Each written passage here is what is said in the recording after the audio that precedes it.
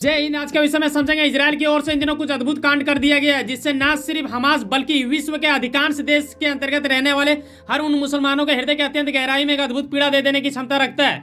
यहाँ इस आर्टिकल के माध्यम से स्पष्ट होते देखते हो कि अब इजराइल ने पहली बार गाजा के अंतर्गत एक मस्जिद पे अटैक कर दिया गया है जो कि काफी ज्यादा निंदनीय स्थिति माना जा रहा है। आखिर क्या वाकई में इनके प्रति विश्व के कई सारे इस्लामिक देश तथा बाकी देशों में रह रहे मुस्लिम भड़क जाएंगे या फिर कुछ अतिरिक्त मुद्दा होगा। यूएन क्यों कह रहे हैं कि अक्टूबर 7 को याद कीजिए, आखिर बीते वर्ष इसी दिन क्या हुआ था, ये जानने वाली बातों को तो आओ समझते हैं स्टेप बाय स्टेप कि मामला कहां से क्या शुरू होता है। यकीनन भाई साहब पूरी दुनिया जानती है कि बीते वर्ष 7 अक्टूबर ही वो दिन था 2023 जब इजराइल के खिलाफ हमास ने एक गहरा षड्यंत्र रचते हुए और इन्होंने उस का एक तरह से बोलो कि ऑपरेशन का नाम भी दिया था, इसे बोला जाता है अल अस्का फ्लड। इसी के जरिए इन्होंने करीबन 1200 इजरायली लोगों को मार गिराया था तथा करीबन 250 लोगों को बंधक बना लिया था और ये करीब एक साल होने को है क्योंकि आज भी 7 अक्टूबर है। तो ऐसे में अक्टूबर 7 को पूरी विश्व इन दिनों याद कर रही है और कहीं ना कहीं आज के दिन हृदय के अत्यंत गहराई से पीड़ा महसूस करते हुए उन लोगों को याद कर रहे हैं, इजरायली लोग जिनकी जान उन दिनों चला गया था। और वो किसके वजह से गया था? हमास की वजह से। और अब क्या हो रहा है कि इसी दिन आप ये आर्टिकल देखते हो कि भाई साहब बीते कल ये हुआ है। यहाँ आप देखते हो कि गाजा में एक मस्जिद है जिस पर इन्होंने एयर स्ट्राइक किया और इसमें माना जा रहा है कि करीबन 15 से अधिक लोग मारे जा चुके हैं। कई सारे आर्टिकल में आपको 26 लोग भी लिखा हुआ मिल जाएगा और अभी तक अगर देखा जाए तो करीबन 42,000 लोगों को इन्होंने मार गिरा है। जो और इन दिनों जिस प्रकार इन्होंने मस्जिद पे अटैक किया है और ये पहली बार ऐसा हुआ है कि इजराइल ने मस्जिद पे किया है। आपको पता होना चाहिए कि ये सब मजहब और धर्म से जुड़ा हुआ चीज होता है तो कहीं ना कहीं लोग थोड़ा सा ज्यादा जज्बाती हो जाते हैं।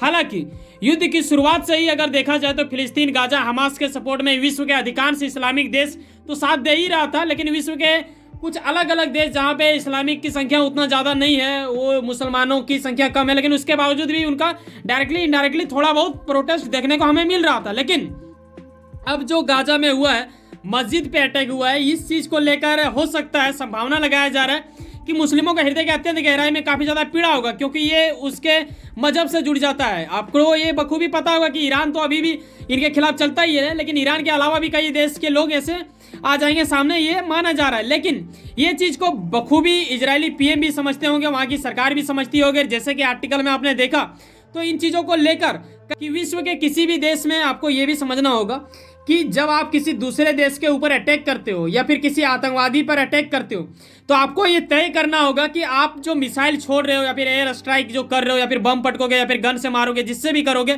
जो भी करोगे सामने वाले को नुकसान पहुंचाने पर, लेकिन कहीं ना कहीं सामने वाले व्यक्ति को जब आप ऐसे करते हो तो आपको ये तय करना पड़ता है कि कहीं ऐसा तो नहीं है कि सिविलियन लोगों को हम मार दे रहे हैं, जो वहाँ की जनता है, जो वहाँ के नागरिक है, उसे तो कहीं चोट नहीं लग जा रहा है। और अगर ऐसा होता है तो विश्व इसका निंदा करती है और ये पूरा तरह से मतलब आप बोलो कि दुखनीय स्थिति हो जाता है। और ऐसे में हर देश जब किसी दूसरे देश के ऊपर ऐसा अटैक करती है तो कहीं ना कहीं इन चीज़ों का ख्याल रखती है और यकीनन इजराइल भी रखता होगा, लेकिन माना जा रहा है कि इजराइल इन दिनों शायद भूल चुका है और इन्होंने ऐसा ये कर लिया। हालांकि ये मेरा शब्द नहीं है, जो आर्टिकल के माध्यम से सूत्रों के हवाले जो पता चल रहा है, जो यहाँ पे है वही सब चीज़ का है। तस्वीरों के माध्यम से आप देखते हो कि कुछ ढेर सारे लोग यहाँ पे इकट्ठा हो गए थे और इस चीज को लेकर बढ़ते विवाद को देखते हुए इजराइल ने सफाई तो दिया और इसके साथ इन्होंने ये भी कहा कि देखिए यहाँ पे ना मस्जिद तो था, ये मैं मानता हूँ, लेकिन मेरा अटैक मस्जिद पे करने का इरादा नहीं था।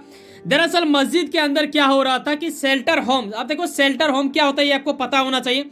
ये वैसा रूम जहाँ पे मतलब गड्ढा टाइप का ज़्यादा हो और उसमें छुपाने का जगह हो, क्योंकि अभी हाल ही में देखा था ना कि ईरान ने जब अटैक किया था 180 मिसाइल दागा था, वो भी बैलिस्टिक मिसाइल, लेकिन फिर भी इजराइल के एक भी लोग मारे नहीं गए क्योंकि उन्होंने अपने यहाँ पे बम शेल्टर बना के रखा है ताकि लोगों को छुपाया जा सके। इसी तरह ये लोग क्या किया था, गाजा के अंदर हमास के लोग ये लोग छुप के बैठे थे, जैसे गाजा के अंतर्गत ही है देर अल बला और इस जगह पे ही मस्जिद था जिसके अंतर्गत इन्होंने शेल्टर होम के जरिए अपने लोगों को छुपा रखा था। ये चीज़ कहीं ना कहीं हमास के जो लोग छुपे हुए थे, ये इजरायली खुफिया एजेंसी मोसाद इत्यादि को शायद पता चल गया था क्योंकि इन्होंने तो यही कहा कि देखिए हमें जानकारी मिला तभी जाके हमने अटैक किया, वैसा तो हमारा इरादा कुछ रहता नहीं है, हम आखिर मजहब में क्यों करना चाहेंगे। लेकिन इनडायरेक्टली देखा जाए तो कहीं ना कहीं विश्व के अधिकांश उन मुसलमानों को शायद ये चीज़ गहराईपूर्ण समझ आए या ना आए, ये अजीब वाली बात हो जाएगी, क्योंकि ये पूरा तरह से वहाँ जुड़ जाता है मजहब में। और कुछ लोगों का तो ये भी कहना है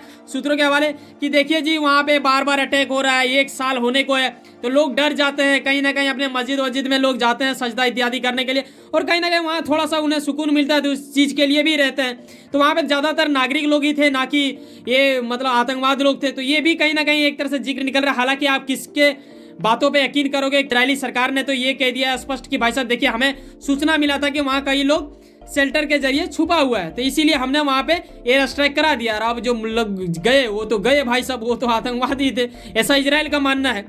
दूसरा आप ये देखते हो कि इजराइल अभी फिलहाल अगर देखा जाए तो ये ना सिर्फ गाजा, क्योंकि गाजा तो बीते वर्ष 7 अक्टूबर से ही शुरू किया था, ये लोग उसमें मार मार के थक चुके होंगे भाई, लेकिन फिर भी ये नहीं छोड़ रहे हैं। इस दिनों जब इसका साल गिरा था, वर्षगांठ था, तो उस दौरान भी इन्होंने तहलका मचा दिया, उनके हृदय के अत्यंत गहराई में एक अद्भुत पीड़ा भी जगा दिया है। और यकीनन माना जा रहा था, दुनिया भी इस चीज़ को लेकर काफ़ी ज़्यादा चौकन्ना थी कि शायद 7 अक्टूबर को एक बार फिर से हमास प्रयास कर सकता है इजराइल को याद दिलाने के लिए कि देखिए हमने ऐसा कुछ किया था। और इजराइल भी इन दिनों काफ़ी ज़्यादा सतर्क होगा, ऐसा आकलन लगाया जा रहा था। जैसा कि आकलन लगाया गया बिल्कुल वैसा देखने को हमें मिला, और इन दिनों तहलका उस तरह मच भी रहा है। इसके अलावा ये अब ना सिर्फ गाजा बल्कि लेबनान और ईरान के साथ भी इनका काफ़ी ज़्यादा इन दिनों मतलब दिख रहा है कि भाई साहब उनसे भी ये लड़ने से पीछे नहीं हट रहे। और माना जा रहा है कि आने वाले दिनों में देखोगे कि धीरे धीरे पूरा तरह से मिडिल ईस्ट इनके चपेट में आ जाएंगे इजराइल के, और ये कहीं ना कहीं उलझ के रह जाएगा। ऐसा कई गुना अधिक संभावना है। लेकिन इस बीच ऐसा कैसे हो सकता है कि ईरान चुप रहेगा? ईरान ने भी मौका का फायदा उठाते हुए 7 अक्टूबर के ऊपर अपना बयानबाजी कर दिया है। यानी ईरान के जो सुप्रीम लीडर है खामेनी, इन्होंने ये कह दिया कि देखिए बीते वर्ष जो भी हुआ था ना, अक्टूबर 7 हमले, ये दरअसल इजराइल को 70 साल पीछे ठेल चुकी है। ये अपने आप में नेक्स्ट लेवल की बात रखती है। ये वो देश है जिसे आधुनिक ताकतवर देश में से एक बोला जा सकता है, विश्व के सबसे ताकतवर देश में से आ जाएगा अगर आधुनिक मामले में अगर इसे रखा जाए तो, क्योंकि पेजर अटैक आज तक शायद ही कोई देश ने किया होगा भाई साहब। तो ये सब चीज़ें आपको मानना होगा। लेकिन इजराइल के खिलाफ चलने वाला ईरान के सुप्रीम लीडर का ये कहना है कि देखिए 7 अक्टूबर बीते वक्त ही ये तो मतलब वापस जा चुके हैं 70 साल पीछे। आपको क्या लगता है कि वाकई में ये 70 साल पीछे जा चुके हैं? हालांकि ये सच वाली बात है, काफ़ी ज़्यादा तकलीफ हुआ है उन लोगों को उन दिनों। और आप देखते हो तस्वीरों के माध्यम से वहाँ के लोग काफ़ी ज़्यादा मतलब इन दिनों महसूस कर रहे हैं अपने पीड़ा को। या जी इनके यहाँ पे करीबन 10 दिनों तक राष्ट्रीय शोक दिवस की घोषणा कर दी गई है इजरायली सरकार की ओर से। और अब ईरान की ओर से ऐसा कुछ बयानबाजी किया जा रहा है तो यकीनन उन्हें और ज़्यादा पीड़ा लग रहा होगा। एक तरह से बोल सकते हो कि जख्म में नमक रगड़ने की काम कर रहा है इजराइल के खिलाफ चलने वाले ईरान के सुप्रीम लीडर खामेनी की ओर से।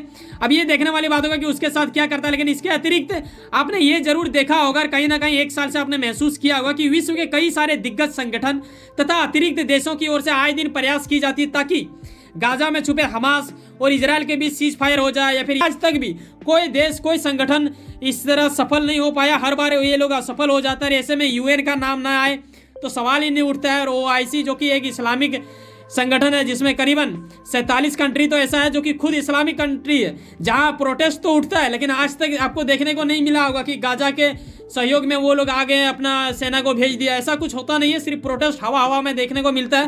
हालांकि वो लोग हृदय के अत्यंत गहराई से उनका सहयोग देना चाहते हैं। लेकिन अगर देखा जाए वास्तविक में तो अगर उनकी सेना अगर इनके यहाँ पे आ जाता, मान लो 47 देश का अगर सेना आता तो कहीं ना कहीं गाजा को शायद बचाया जा सकता था। लेकिन शायद इसके बारे कोई विचार नहीं करता। हालांकि ये एक विचार ही है, इस पे हम क्लेम नहीं करना चाहेंगे। यूएन ने भी इन दिनों ये कर दिया कि भाई साहब दुनिया को याद दिलाया कि कड़ी निंदा करना चाहिए अक्टूबर 7 का। आने ये बीते वर्ष का याद दिला रहा है जब हमास ने ऐसा कुछ किया था, क्योंकि तब इंसानियत की आत्मा को एक तरह से कुचलने की प्रयास की गई थी जो कि काफ़ी ज़्यादा दुखनीय था। और यूएन ने भी इस पर अपना याद दिलाया है और दुनिया को भी एक तरह से कहा है कि उस पर दोबारा निंदा और कड़ी निंदा करनी चाहिए। हालांकि आप ये भी जान लो कि भाई साहब यूएन जिस तरह काफ़ी तेजी गति से दुनिया में अपना महत्व खोते जा रहा, खास करके इजराइल इनको अब महत्व दे नहीं रही है। आपने हाल में देखा होगा कि यूएन के चीफ जो है ना, उन्हें इजराइल में आने से ही रोका जा रहा है। भाई साहब इन्हें एक तरह से बैन कर दिया गया है इजरायली सरकार की ओर से। आखिर इजराइल सरकार ने ऐसा क्यों किया? दरअसल आकलन इसके पीछे ये लगाया जाता है कि हाल ही में आपने देखा कि ईरान ने इजराइल पर करीब 180 से 200 बैलिस्टिक मिसाइल दाग दिया था, जिसके वजह से वो काफ़ी ज़्यादा क्रोधित थे और उन्हें शायद उम्मीद था यूएन से कि शायद वो ईरान का नाम लेते हुए उसके ऊपर निंदा तो करेंगे, इसके अलावा प्रतिबंध भी लगाने की प्रयास करेंगे या फिर लगा देंगे, लेकिन ऐसा कुछ हुआ नहीं। और यूएन का महासभा था, उस दौरान विश्व के कई सारे टॉप लीडर वहाँ पहुंचे थे, तो ये भी भाई साहब बेंजामिन नेतन्याहू भी पहुंचे थे। ये जब वहाँ पे दे रहे थे भाषण ना, तब विश्व के कई सारे देश के टॉप लीडर वहाँ से निकल गए थे, बाहर निकल गए थे। हालांकि भारत का लीडर नहीं निकला था, भारत वाले वहाँ पे सुन रहे थे, तो ये भी कहीं ना कहीं पीड़ा रहा होगा। तभी माना जा रहा है कि यूएन के चीफ को इन्होंने एक तरह से बैन कर दिया, और शायद इन्हें तो भरोसा नहीं है यूएन पे। तो यूएन के बातों पे आप कितना यकीन रखते हो, अपनी राय दे सकते हो, क्योंकि उन्होंने भी अक्टूबर 7 पर दुख जताया है। वैसे सुनो ना, कहीं ना कहीं कुछ ना कुछ काम करते होंगे, यकीनन अपने काम के प्रति काफी ज्यादा उम्मीद रखते होंगे, यकीनन आपका मेहनत आपका मंजिल बन के मिला। वैसे सुनो ना, सब्सक्राइब कर लो वर्ल्ड अफेयर्स पॉलिटिक्स और जुड़े रहो मुझसे। चलो मिलते हैं किसी नेक्स्ट वीडियो में।